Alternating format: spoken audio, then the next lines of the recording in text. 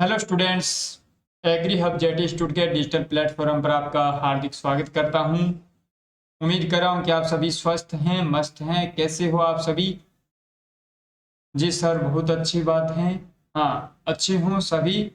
हाँ, और उम्मीद कर रहा हूं कि ये लेक्चर आपको काफ़ी अच्छा लग रहा होगा। और अभी अपनी जो लगातार जो सीरीज चल रही है उसमें क्या पढ़ने वाले हैं? ऑर्गेनिक केमिस्ट्री का आज ये अपने आइसोमेरिज्म का सेकंड लेक्चर है ना। आइसोमेरिज्म का क्या है बच्चों? दूसरा लेक्चर है और आप सभी हमारे साथ बने हुए हैं। बस इसी प्रकार जरूर बने। और जो अभी आप ये पढ़ रहे हैं तो साथ में कॉपी और पेन लेकर बैठें और साथ में इनको राइट डाउन करें और लिखना है। हाँ सर, हम जरूर लिखेंगे। और ये लेक्चर कैसे होने वाला है? ये सर लेक्चर हमारे को ध्यान है, 0 to हीरो। 0 to हीरो कैसा बनने वाला है सर लेक्चर? 0 to hero. ये 0 to हीरो लेक्चर बनने वाला है। हाँ सर, जीरो बेस से ही समझाओगे क्या आप? हाँ, जीरो बेस से करेंगे।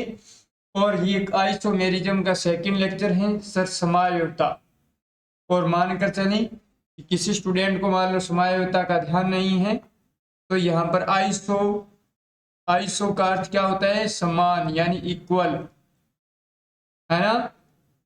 और मीरोज यानी कि इसका अर्थ होता है पार्ट या भाग, है ना। आइसोमर्स। तो सर इसका मेन कंसेप्ट क्या होता है? इसमें मेन कंसेप्ट क्या होता है? इसमें अणु सूत्र क्या होते हैं सर? अणु सूत्र क्या होते हैं सर? समान होंगे, यानी मॉलिक्यूलर फॉर्मूला या यूं कहें कि मॉलिक्यूलर वेट यौगिक का होगा ना, उनका समान होगा। दो या दो से अधिक यौगिक होते हैं, उनके अणु सूत्र क्या होंगे सर? समान होंगे। परंतु उसकी संरचना में या यूं कहें कि उसके अभिविन्यास या उसका क्या अभिविन्यास, अभिविन्यास में क्या हो सकता है? चेंज हो सकता है। तो उसके अकॉर्डिंग उसके क्या देखेंगे कि वो कौन से समायोता दर्शाता है। सर समायोता कितने प्रकार की थी वो हमने पढ़ चुके हैं। सर कौन सा पार्ट पढ़ रहे थे फिर भी बता देते हैं। संरचनात्मक पढ़ रहे थे, संरचनात्मक समायोता पढ़ रहे थे। कौन से पढ़ रहे थे सर? संरचनात्मक समायोता पढ़ रहे थे। इसमें सर हमने क्या क्या पढ़ लिया? इसमें हमने सर चेन आइसोमर पढ़ लिया। क्या पढ़ लिया? Chain isomer. दूसरा हमने सर पोजिशनल आइसोमर, स्थिति समायोता पढ़ लिया। तीसरा सर आज हम पढ़ने वाले हैं फंक्शनल ग्रुप आइसोमर, क्रियात्मक समूह का। और 4 नंबर आज हम क्या पढ़ने वाले हैं सर? Metamer isomerism, मध्ययवता। फिर अपने पास सर क्या होता है? 5 नंबर पर बात करते हैं तो टोटोमेरिज्म, टोटोमेरिज्म। और यदि 6 पर बात करते हैं तो रिंग और चेन आइसोमर पढ़ेंगे। हाँ सर, रिंग और चेन आइसोमर्स पढ़ेंगे, ये पढ़ने वाले हैं, है ना। तो आज का जो लेक्चर अपने पास रहेगा वो सर दोनों पर रहेगा। किसका? फंक्शनल ग्रुप और मेटामेरिज्म पर, यानी कि क्रियात्मक समूह समायोता और मध्ययवता पर पढ़ने वाले हैं। तो आज अपने पास फर्स्ट क्या करने वाले हैं सर? हम फर्स्ट लेक्चर में क्या पढ़ेंगे, यानी अभी इसी में फर्स्ट पॉइंट क्या पढ़ेंगे? क्रियात्मक समायोता, functional group isomerism, functional group isomerism. Sir B number point में हम क्या पढ़ने वाले हैं? तो मध्ययवता यानी कि मेटामेरिज्म। क्या पढ़ने वाले हैं? मेटामेरिज्म, मेटामेरिज्म आइसोमर या मेटामर आइसोमर भी कह सकती हैं। तो ये पढ़ने वाले हैं, कोई दिक्कत नहीं है। तो सर क्रियात्मक समूह समायोता होती हैं तो इसमें अपने पास क्या होगा? इसमें यहाँ देखें, क्रियात्मक समूह समायोता में क्या होने वाला है? कुछ नहीं, जैसे अपने पास कल भी बात किया था। सर कल किस में बात किया था? कल अपने चेन आइसोमर में। चेन आइसोमर में क्या था कि श्रृंखला जो 2 या 2 से अधिक यौगिक थी उनकी क्या थी? श्रृंखला भिन्न हो रही थी। उसके बाद में यदि बात कर रहे थे मध्य स्थिति समायोता की, तो स्थिति समायोता में क्या था? आप कहोगे सर जो दो या दो से अधिक यौगिक थे उनमें स्थिति यानी कि क्रियात्मक समूह या प्रतिस्थापी या द्विबंध या त्रिबंध है ना, डबल बॉन्ड या ट्रिपल बॉन्ड की स्थिति में डिफरेंस था, अलग अंक मिल रहा था उनको। तो सर आज अपने पास क्या पढ़ने वाले हैं, आज अपने पास पढ़ने वाले हैं क्रियात्मक समूह समायुक्ता, है ना। तो सर इसमें क्या होगा, फंक्शनल ग्रुप होगा, क्या होगा, फंक्शनल ग्रुप। तो दो या दो से अधिक यौगिक होते हैं, दो या दो से अधिक यौगिक हैं जिनके क्या होंगे सर, समान क्या होने वाले हैं, समान क्या होने वाले हैं, अणु सूत्र होने वाले हैं, वो क्या होने वाले हैं, समान होने वाले हैं, परंतु क्रियात्मक समूह होंगे वो क्या हो जाएंगे, भिन्न भिन्न होंगे। यानी कि उनका मॉलिक्यूलर फॉर्मूला समान होगा दोनों यौगिकों का, परंतु उनमें क्रियात्मक समूह क्या होगा, चेंज हो जाएगा, है ना। तो अभी देखते हैं, आप कहोगे सर कैसे हो जाता है, देख लेते हैं। तो यहाँ ये कौन कौन से समायुक्ता हैं जो दर्शाने वाले हैं, तो आप कहोगे कि सर कार्बोक्सिलिक अम्ल और एस्टर, कार्बोक्सिलिक अम्ल है यानी अम्ल और एस्टर आपस में क्या दर्शाएंगे, क्रियात्मक समूह समायुक्ता दर्शाएंगे। दूसरा पॉइंट क्या रहने वाला है सर, एल्डिहाइड और कीटोन कौन कौन दर्शा सकते हैं, कई बार क्वेश्चन बनता है, तो आपको ध्यान होना चाहिए कि कौन आपस में क्रियात्मक समूह समायुक्ता दर्शा सकता है ना। तो एल्डिहाइड और कीटोन आपस में क्या क्रियात्मक समूह समायुक्ता दर्शाएंगे। फिर बात करें कि सर एल्कोहल और ईथर, एल्कोहल और ईथर ये ग्रुप होती हैं, वो आपस में क्रियात्मक समूह दर्शाते हैं, क्रियात्मक समूह समायुक्ता। फिर बात कर लेते हैं कि एल्काइन और एल्काडाइन, यानी कि एल्काइन और डबल बॉन्ड डाइइन होगा, डाइइन होगा, डबल बॉन्ड दो बार होंगे उस यौगिक में, वो दोनों आपस में क्या दर्शाती हैं, क्रियात्मक समूह समायुक्ता दर्शाती हैं।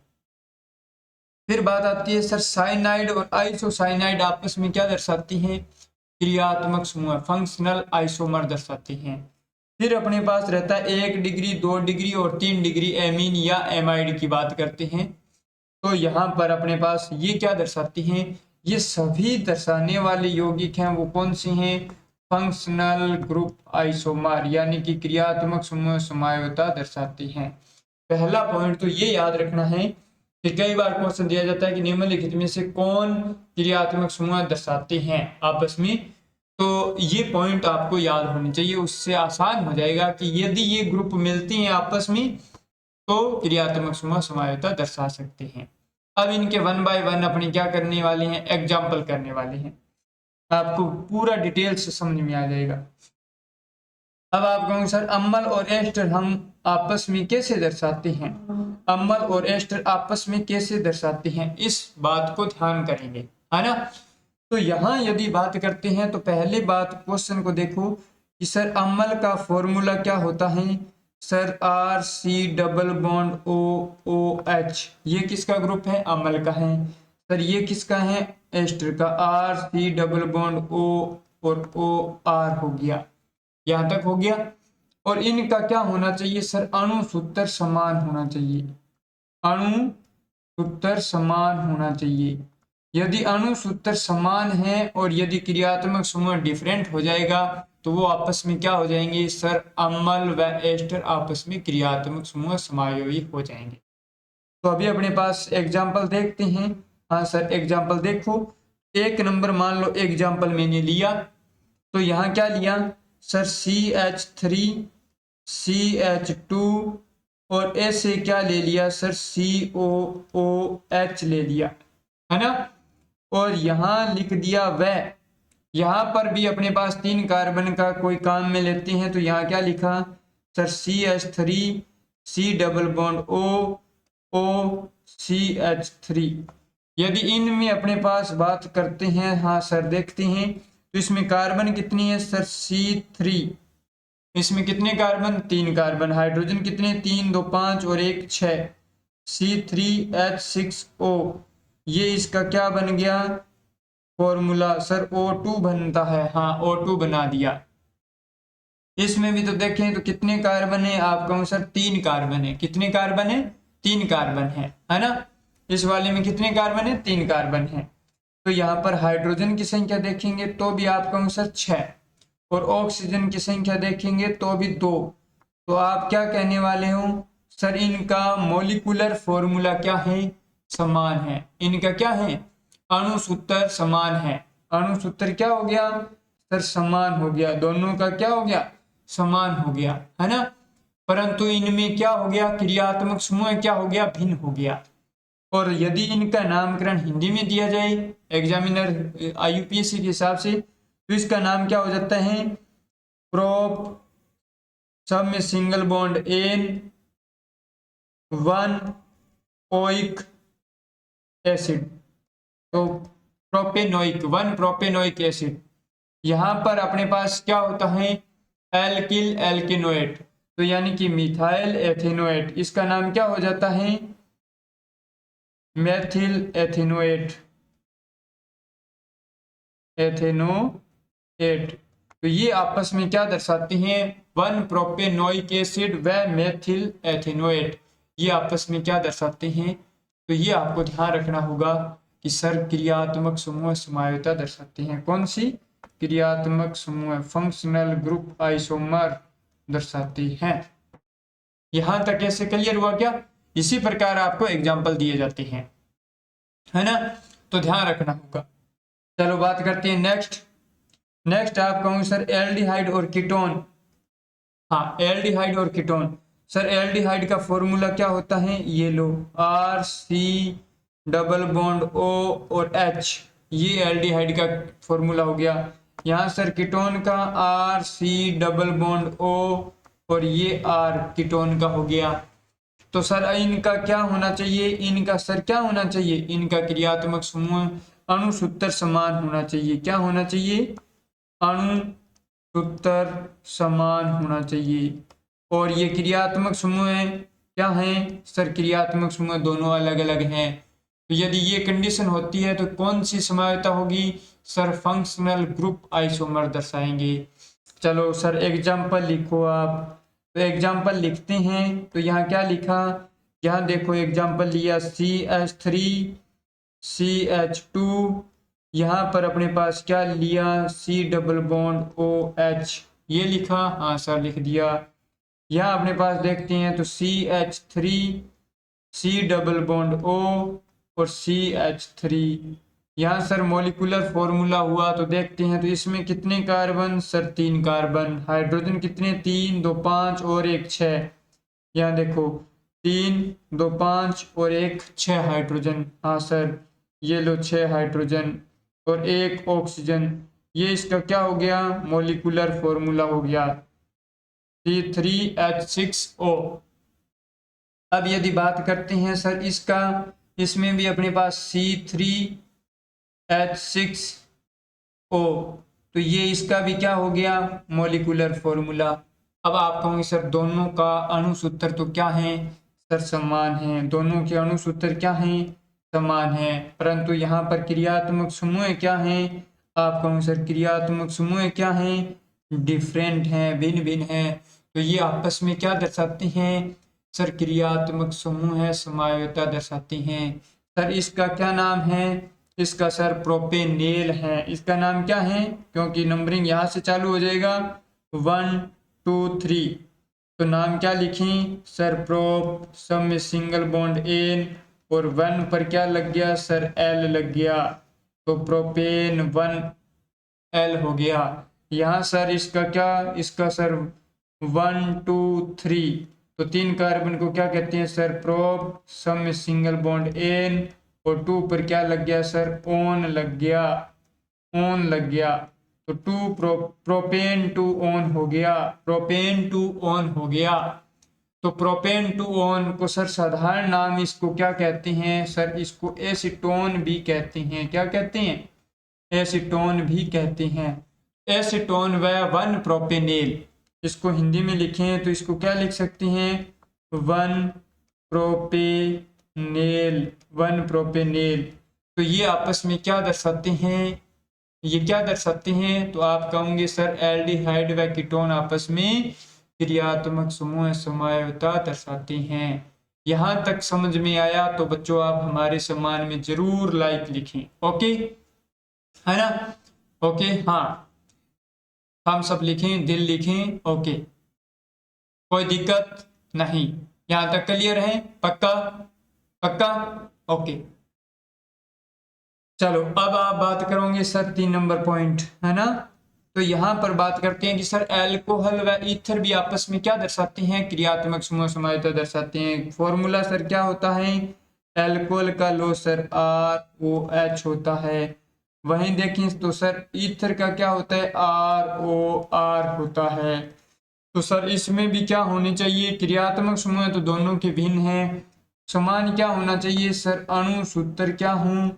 अणु सूत्र समान होना चाहिए सर, है ना? मॉलिक्यूलर फॉर्मूला समान होना चाहिए। हाँ चलो लिखते हैं सर, एग्जाम्पल लिखें क्या? हाँ तो लिखा सर CH3 CH2 और क्या लिख दिया सर? OH लिख दिया। ये 1 नंबर एग्जाम्पल लिख दिया।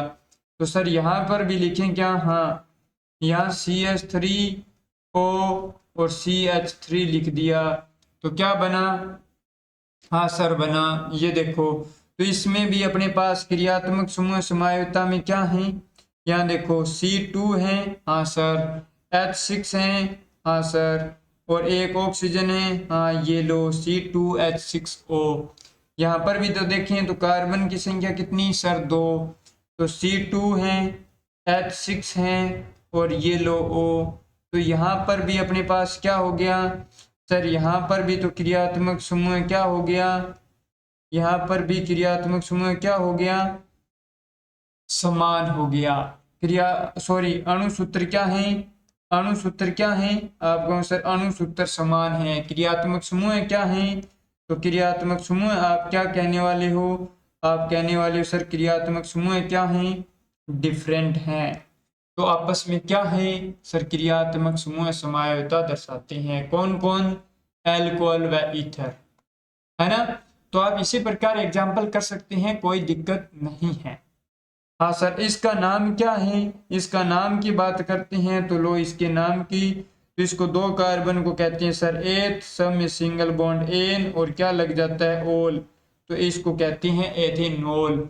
इसको सर क्या कहते हैं? डाई मेथिल ईथर कहते हैं। डाई मेथिल ईथर कहते हैं सर। डाई मेथिल ईथर तो साधारण नाम है। वैसे IUPAC में बात करें तो एल्कोक्सी एल्कोन के आधार पर बात करते हैं।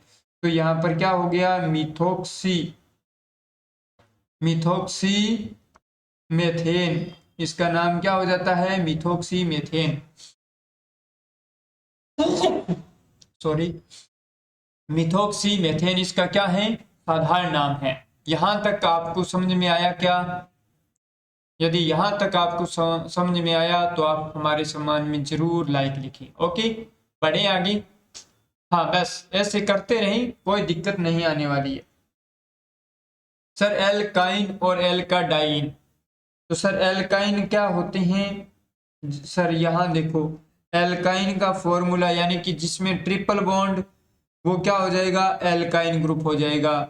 जिसमें सर डबल बॉन्ड वो क्या हो जाएगा? एल्कीन हो जाएगा। परंतु डाई इन दिया है तो यानी कि 2 बार लगेगा। सर कैसे लगेगा? तो यहाँ देखो 1 नंबर मान लो एग्जांपल लेकर चलते हैं। CH3C ट्रिपल बॉन्ड CH3, ये आपस में किसके साथ समायोजकता दर्शाएगा? तो यहाँ देखें CH2 double bond CH double bond CH2। अब सर हमने ये एग्जांपल देख लिया। हाँ देख लिया। इसमें नाम करते हैं तो इसको क्या कहेंगे सर? ब्यूट टू आइन कहेंगे। ब्यूट टू आइन कहेंगे सर। इसका कहें तो इसको क्या कहेंगे सर? ब्यूट 1,3 डाई इन कहेंगे सर। 1,3 क्यों कहेंगे? मान लो सपोज दैट नंबरिंग आपने यहां से दिया तो 1 2 3 4, तो ये डबल बॉन्ड 1 पर आ गया और ये 3 पर आ गया। हाँ सर ऐसे समझ में आ गया। चलो सर आप बताओ इनके अणु सूत्र क्या समान है क्या? तो ये भी हम क्या जान लेते हैं कि समान है या नहीं है, है ना? तो इसमें भी सर 4 कार्बन है, यहाँ C4 हो गया। हाइड्रोजन कितने सर? 6 हो गए। तो C4H6 हाइड्रोजन हो गया। यही बात है क्या? हाँ सर यही बात है। इसमें देखते हैं तो 2 3 4 5 6, तो यहाँ पर भी C4 है और हाइड्रोजन कितनी है सर? 6 है। तो ये सर अणुसूत्र तो हमारे को क्या दिखाई दे गया? अणुसूत्र सर हमारे को दिखाई दे गया समान। अणुसूत्र क्या हो गए? समान। परंतु सर यहाँ पर संरचना क्या हो, यहाँ पर क्रियात्मक समूह क्या हो गया? चेंज हो गया सर। यहाँ आइन है और यहाँ इन है, तो आइन और इन, एल का डाई इन, तो ये आपस में क्या होते हैं? क्रियात्मक समूह समायोता दर्शाते हैं। समझ में आ गया क्या? हाँ सर समझ में आ गया। कोई दिक्कत नहीं होनी चाहिए, नहीं है ना? नहीं है सर। चलो अभी बात करें सर साइनाइड और आइसोसाइनाइड का, और बता दो। तो सर साइनाइड का फॉर्मूला क्या होता है? ये लो सर, RCN होता है। सर आइसोसाइनाइड का क्या होता है? RNC होता है ना? तो यहाँ पर अपने मास मान लो सर एग्जाम्पल लिखते हैं, तो लिख कर बताओ। CH3, CH2 और सर CN लिख दिया। हाँ लिख दिया। यहाँ पर भी बात करते हैं तो CH3, CH2 और यहाँ NC लिख दिया। यहाँ पर यदि बात करें तो नंबरिंग देखो क्या होती है। सर नंबरिंग देंगे 1 2 3, तो यहाँ पर प्रोपेन नाइट्राइल, इसका नाम क्या हो जाएगा? प्रोपेन नाइट्राइल हो जाएगा। प्रोपेन नाइट्राइल हो जाएगा, है ना? तो सर इसको नामकरण दे तो, यानी कि यहाँ पर इसमें नामकरण करें तो क्या हो जाता है? एथेन आइसोनाइट्राइल हो जाता है। एथेन आइसोनाइट्राइल हो जाता है। आइसोनाइट्राइल हो जाता है ना? तो यहाँ तक हो गया। सॉरी एथेन नहीं है, प्रोपेन होगा। यहाँ पर प्रोपेन आइसोनाइट्राइल हो जाता है। ओके, तो ये नामकरण हो गया। अभी बात करेंगे सर इसके भी, तो मॉलिक्यूलर फॉर्मूले के बता दो। यहाँ पर 1 2 3 है ना? तो यहाँ पर भी कितने कार्बन सर? 3 कार्बन। हाइड्रोजन कितने सर? 5 हाइड्रोजन और 1 N। ये लो सर। यहाँ पर भी कितने सर? 3 कार्बन। हाइड्रोजन कितने? 5 और 1 N। तो सर मॉलिक्यूलर फॉर्मूला तो हमारे को क्या दिखाई दिया सर? समान दिखाई दिया। तो मॉलिक्यूलर फॉर्मूला क्या है सर? समान है। तो भिन्न क्या है? भिन्न सर संरचना सूत्र क्या है, यानी कि क्रियात्मक समूह क्या है? भिन्न है ना? क्रियात्मक समूह क्या है? भिन्न है। तो ये साइनाइड व आइसोसाइनाइड भी क्या आपस में दर्शाते हैं सर? क्रियात्मक समूह समायोता दर्शाते हैं। यहाँ तक बच्चों क्लियर हुआ क्या? हाँ। तो ऐसे नामकरण करना है, ऐसे पहचान करना है, कोई दिक्कत नहीं आएगा, है ना? आपको ऐसे कार्बन के ध्यान काउंटिंग रखने हैं। चलो sir 1 degree 2 degree 3 degree amine बता दो हमारे को कैसे करेगा काम। हाँ बता देते हैं। तो पहले तो देखो फॉर्मूला क्या होता है? ये RnH2 होता है, वो 1 डिग्री एमीन का है। हाँ सर। यदि यहाँ पर RnH और ऐसे R दिखाई दे तो सर ये 2 डिग्री एमीन है। यदि यहाँ पर दिया जाए RnR और यहाँ पर R दें तो ये है सर 3 डिग्री एमीन। तो ये फॉर्मूले आपको ध्यान हो गए। IUPAC नेमिंग किया था? हाँ सर किया था। तो सर अब इसमें अपने पास बात करते हैं तो कैसे क्या करें। तो यहाँ पर अपने पास ऐसे देखो, यहाँ से बातचीत करते हैं तो अभी इनके लिखेंगे। हाँ सर क्या लिखने वाले हैं, है ना? तो लिखने वाले ये हैं कि इनके फॉर्मूले लिखेंगे। चलो देखते हैं कि इनका एक एग्जाम्पल लेकर चलते हैं। तो CH3, CH2, CH2 और ये क्या ले लिया सर? एमीन ले लिया, 3 कार्बन का। हाँ ओके। अब यहाँ पर बात करते हैं तो CH3, NH और CH3 ले लिया, है ना? ओके, यहाँ तक हो गया।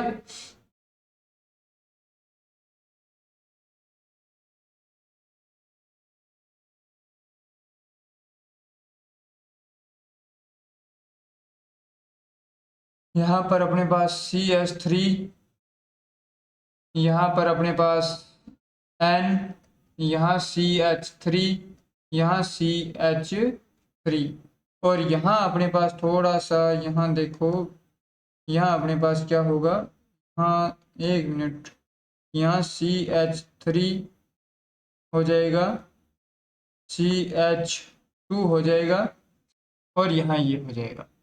अब देखते हैं सर मॉलिक्यूलर फॉर्मूला सबके।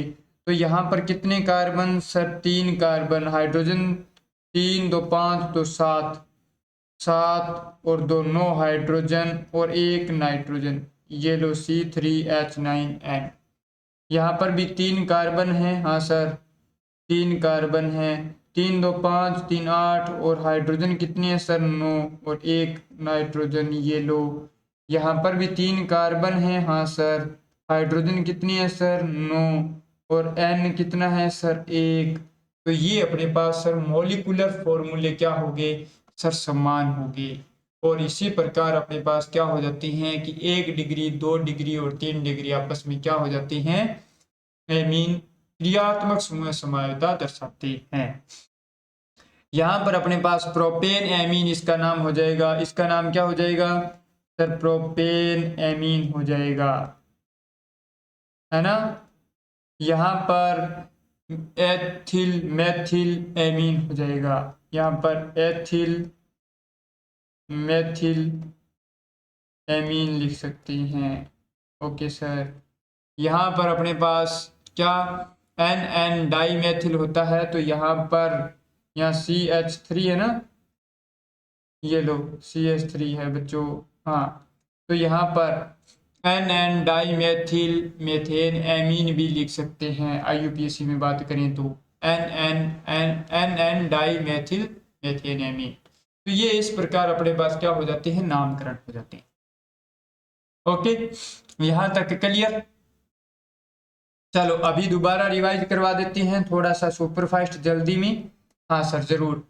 तो हमने जाना कि सर एल्कोहल व ईथर आपस में क्या होती हैं सर, क्रियात्मक समूह समायोजकता होती हैं, जिनका सामान्य सूत्र क्या होता है, CnH2n+2O लग गया। यहाँ देखो इसके अणु सूत्र अपने कितने लेकर चले सर, C3H8O लेकर चले हैं। तो 3 कार्बन का ये एल्कोहल बना, हाँ सर ये बना, इसको कहते हैं सर प्रोपेनॉल, इसको क्या कहते हैं, प्रोपेनॉल कहते हैं। और यहाँ सर ईथर, हाँ सर ये जो ग्रुप दिखाई दिया, ये ROR है ना।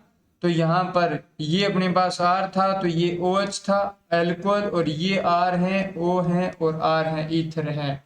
तो यहाँ पर इसको क्या कहते हैं, इसको सर कहते हैं मिथोक्सी मेथेन। इसको क्या कहते हैं, मिथोक्सी, एल्कोक्सी एल्केन के आधार पर नाम करते हैं, तो मिथोक्सी एथेन हो गया इसका नामकरण। ओके, हाँ सर हो गया। उसी प्रकार अभी अपने पास यहाँ तक देखो ये पढ़ा सर, यहाँ एल्डिहाइड और कीटोन आपस में क्या देते हैं, क्रियात्मक समूह समायोजकता देते हैं। ये इनका क्या है, जनरल फॉर्मूला CnH2nO। सर इसमें अपने पास क्या होता है, 3 कार्बन का क्या हो गया, प्रोपेनेल, प्रोपेनेल हो गया C3H6O। यहाँ सर प्रोपेन 2 ओन, ये 2 पर क्या है ओन, तो प्रोपेनोन हो गया, या प्रोपेन 2 ओन भी कहते हैं, प्रोपेन 2 ओन भी कहते हैं, हाँ सर ओके। उसके बाद में यदि बात करते हैं तो ये 3 नंबर बात करें सर, अम्ल और एस्टर भी आपस में क्या दर्शाते हैं, क्रियात्मक समूह समायोजकता दर्शाते हैं, जिसका सर सामान्य सूत्र क्या होता है, CnH2nO2 हो गया। सर ये अपने पास क्या हो गया, अम्ल हो गया, एथेनोइक अम्ल कहते हैं, जिसका फॉर्मूला क्या है सर, C2 है, H4 है, O2 है। हाँ इसी में भी तो देखें तो मेथिल मेथेनोएट, मेथिल मेथेनोएट, इसमें भी तो सर C2 है, हाँ H कितना है 4 है, और O2 है, हाँ सर। तो इसका भी मॉलिक्यूलर फॉर्मूला समान हो गया। यहाँ तक बच्चों क्लियर हो गया क्या, हाँ सर हो गया। सर समायोजकता इतनी आसान है क्या बच्चों, आसान है, बस आप जी जगह लगाकर COT की तो तैयारी तो करें, इससे बाहर कुछ नहीं है। हाँ सर, अब हम देखते हैं C4H10O के कुल कितने समावयवी होंगे, कुल कितने समावयवी होंगे। सर समावयवी क्या होते हैं? जिनके संरचना सूत्र क्या हों? भिन्न हों और अणु सूत्र क्या हों? समान हो। यानी कि C4H10O के कितने समावयवी बना सकते हैं एल्कोहल के, ये जानने वाले हैं।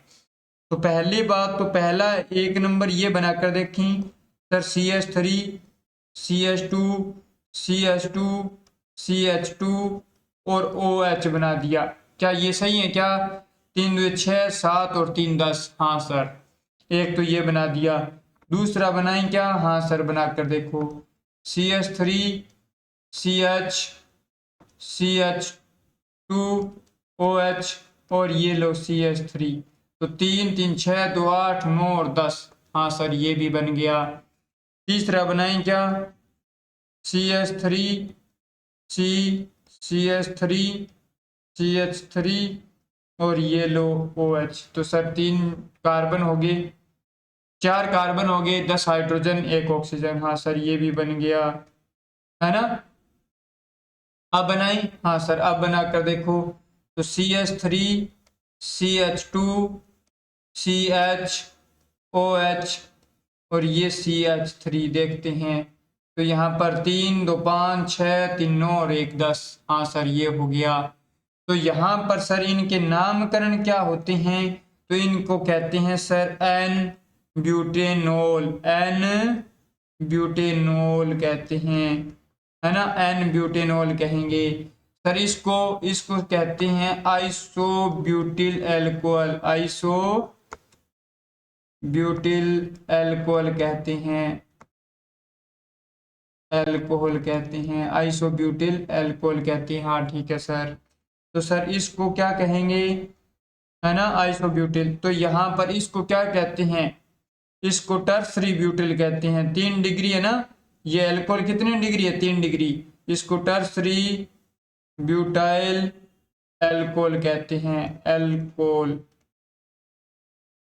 एल्कोहल कहते हैं, टर्सरी ब्यूटाइल एल्कोहल कहते हैं। इसको क्या कहते हैं? इसको सेकेंडरी ब्यूटाइल कहते हैं, इसको सेकेंडरी ब्यूटाइल ब्यूटाइल एल्कोहल कहते हैं।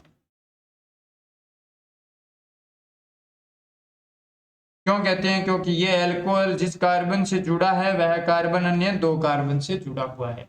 तो सर एल्कोहल के अब यहाँ इसमें कितने समावयवी होंगे? एल्कोहल का राइट आंसर हो जाएगा 4 नंबर, है ना। और इतने ही कार्बन से यदि बात करें सर, ईथर के कितने समावयवी बनते हैं?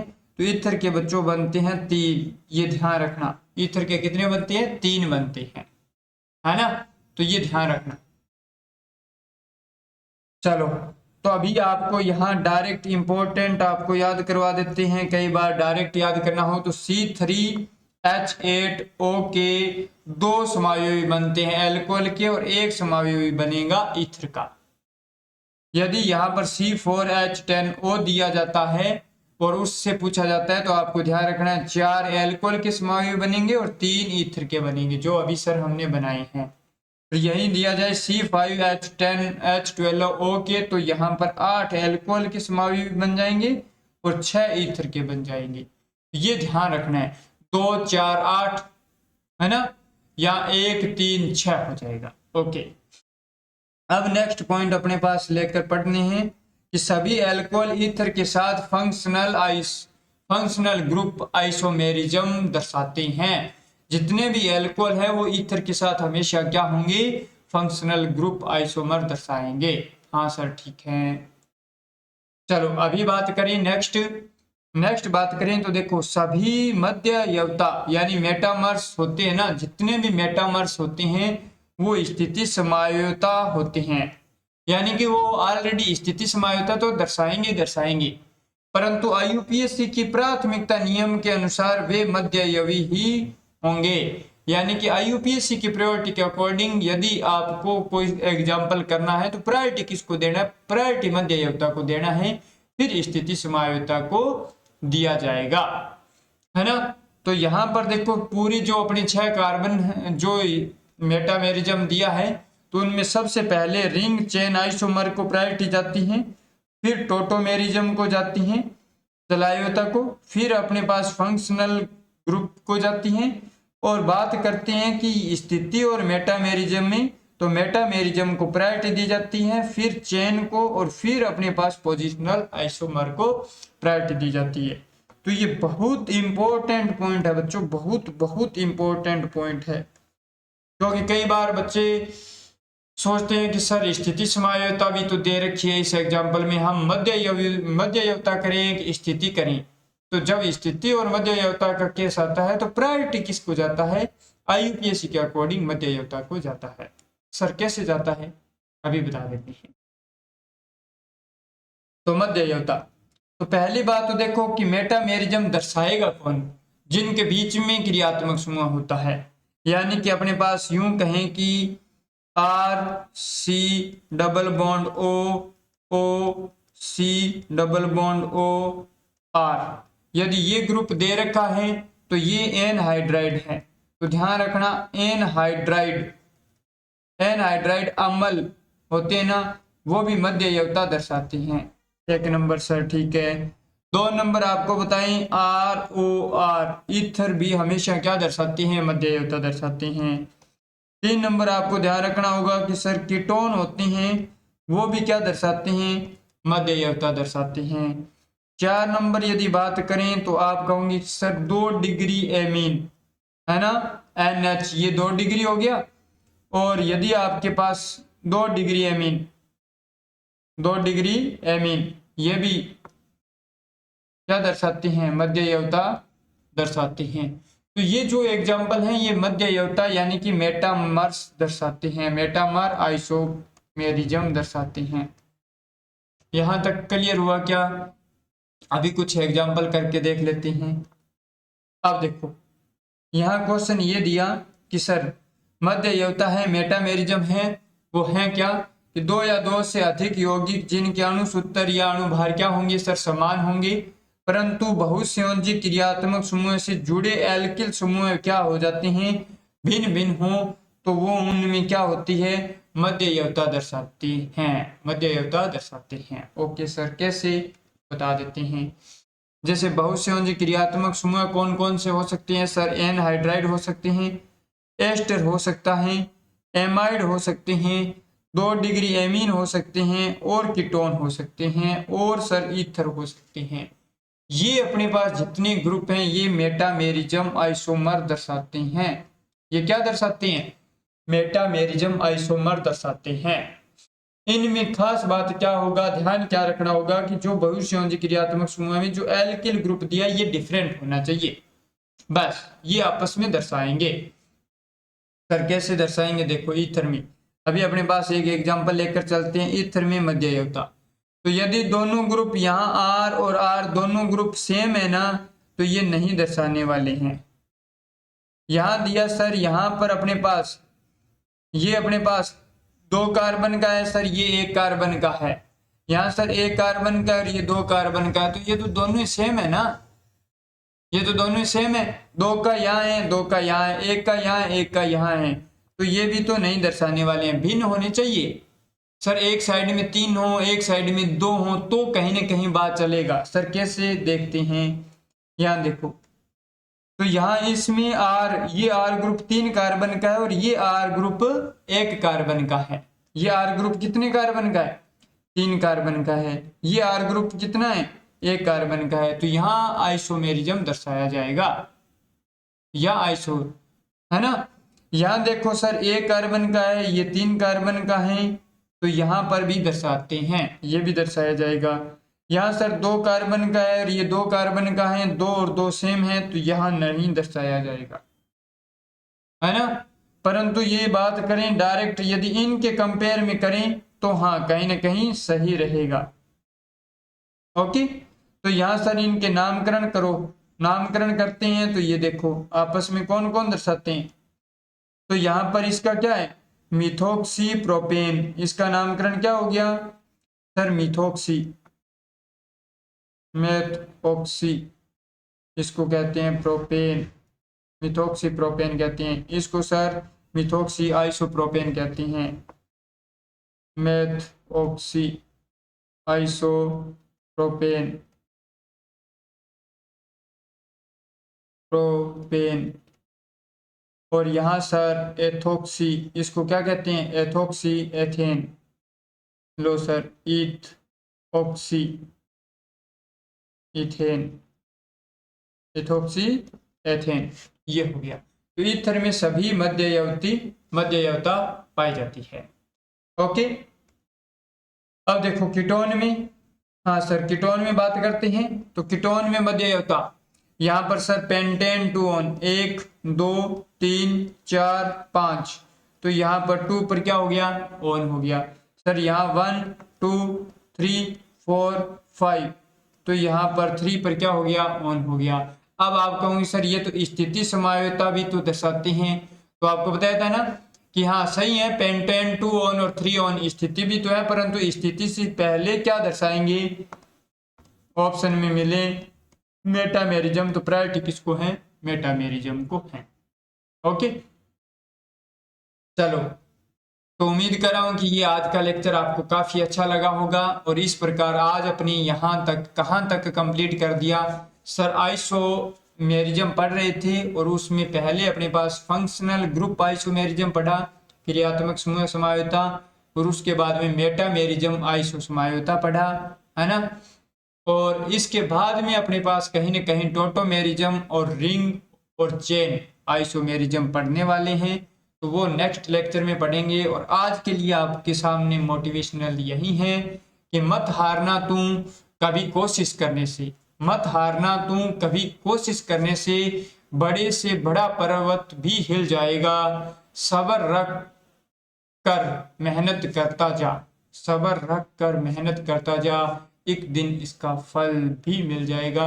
यानी कि दोस्तों आप जो आज मेहनत लगातार कर रहे हैं उसका आप बस कर्म करते रहें, फल की चिंता मत करें, फल 100% भगवान आपको देगा, है ना।